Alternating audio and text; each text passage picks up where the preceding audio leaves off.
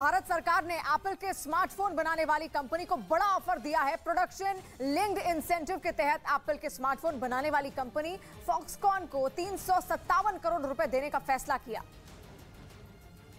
जिसका मतलब ये हुआ कि भारत ने चीन के हाथ से एप्पल के स्मार्टफोन प्रोडक्शन छीनने की तैयारी कर ली है, क्योंकि भारत सरकार ने एप्पल के स्मार्टफोन बनाने वाली कंपनी फॉक्सकॉन को 357 करोड़ रुपए की राशि को मंजूरी दी। और ये पहली बार है जब भारत ने किसी विदेशी कंपनी को प्रोडक्शन लिंक्ड इंसेंटिव देने का फैसला किया है, जो कोरोना से जूझ रहे चीन की अर्थव्यवस्था के लिए बुरी खबर है। वहाँ एप्पल का प्लांट संकट से गुजर रहा है, क्योंकि कोरोना की वजह से प्लांट में काम बंद होने की खबरें आ रही हैं, जिससे फॉक्सकॉन और एप्पल को नुकसान हो रहा है। और इसी मौके पर भारत ने चौका मार दिया और तवा गर्म देखकर हथौड़ा मार दिया, जिससे भारत में एप्पल के स्मार्टफोन के प्रोडक्शन का रास्ता खुल गया।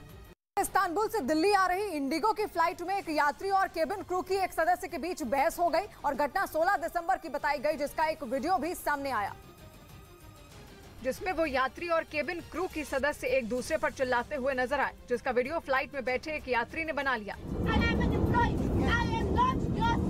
बताया कि खाने के ऑर्डर को लेकर दोनों के बीच बहस हुई थी, जिस पर संज्ञान लेते हुए इंडिगो ने बयान जारी किया कि वो इस मामले को देख रहे हैं।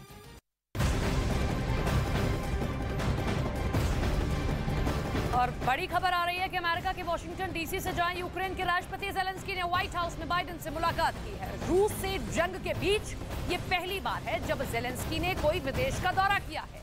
अब सबसे पहले अपने मित्र देश अमेरिका पहुंचे। करीब 300 दिन की जंग के बाद ज़ेलेंस्की ने अमेरिका का ये दौरा किया और युद्ध के हालात पर चर्चा किया। इस दौरान बाइडेन ने रूस के राष्ट्रपति पुतिन पर निशाना भी साधा। कहा कि पुतिन ने सोचा था कि वो नेटो को कमजोर कर देंगे, लेकिन इसकी जगह हमारे संबंध और मजबूत हो गए हैं। यही नहीं, अमेरिका ने यूक्रेन को बड़ी सैन्य मदद देने का भी ऐलान किया है। इस बीच ज़ेलेंस्की ने यूक्रेन की सैन्य मदद के लिए अमेरिका समेत नेटो देशों का शुक्रिया अदा किया है। Thank you so much, Mr. President. Of course, thanks bipartisan support, thanks Congress, and thanks from our just ordinary people to your ordinary people, Americans. I really appreciate.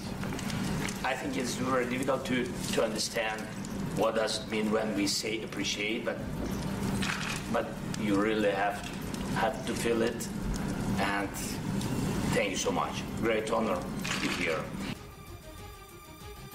तो यूक्रेन के राष्ट्रपति ज़ेलेंस्की का वॉशिंगटन पहुंचने पर भव्य स्वागत किया गया है। साथ ही व्हाइट हाउस में अमेरिका के राष्ट्रपति बाइडेन ने ज़ेलेंस्की से मुलाकात की। यही नहीं, दोनों देशों के राष्ट्राध्यक्षों के बीच द्विपक्षीय वार्ता भी हुई है, जिसमें रूस से जंग का मुद्दा सबसे अहम रहा है।